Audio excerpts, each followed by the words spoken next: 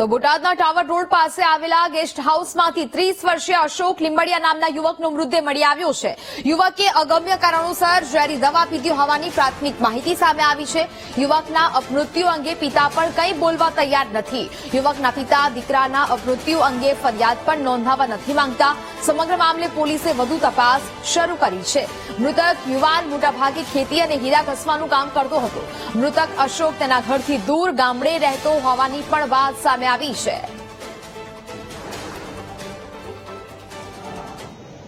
અમને સાહેબ કઈ ખબર જ નથી, પણ અહીં દાદો રહેતો જ નહીં. કોઈ ક્યાં રહે છે? બહાર રહેતો કઈ જગ્યાએ? ગામડામાં. એ થોડાક દિવસ અહીં ગામડે રહે, પાછા બીજા વિવાહ થાય ને એવું. એનું એક સાઈડ ન હોય. તો શું કામ શું કરે છે? ખેતીવાડી નું ને એવું કરે. ત્યારે હીરા ગવાય ગયા, નકર ન કરે. કેટલી ઉંમર કેટલી છે? 3 વર્ષ. પોલીસ ફરિયાદ કરવાના છો તમે? પોલીસ ફરિયાદ કરવાના છો? શું કામ નથી કરવાના?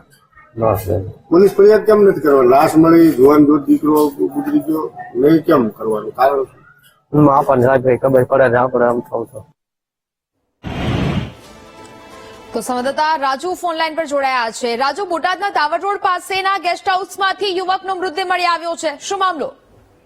નેહા, વાત કરીએ તો બોટાદ શહેરના ટાવર રોડ ઉપર યોગી ગેસ્ટ હાઉસ આવેલું છે ને આ જ ગેસ્ટ હાઉસના એક રૂમમાંથી એક યુવકનો મૃતદેહ મળી આવ્યો હતો. ઘટનાની જાણ થતા પોલીસ ગેસ્ટ હાઉસે પહોંચી હતી અને પોલીસ તપાસ કરતા આ યુવાન છે એ બોટાદના ખોડિયાનગર વિસ્તારમાં રહે છે. અશોકભાઈ કરશનભાઈ લીંબડિયા નામનો 37 વર્ષના યુવાનનો આ મૃતદેહ હોવાનું સામે આવ્યું હતું અને વધુ પોલીસ તપાસની અંદર આ યુવાને ઝેરી દવાથી અને આત્મહત્યા કરી હોય એવું પણ તપાસમાં ચાલુ હતું. હાલ તો તેને ક્યાં કારણોસર આ ઝેરી દવા પીધી છે, શું કામ આત્મહત્યા કરી છે એ પોલીસ તપાસ ચલાવી રહી છે. જી નેહા.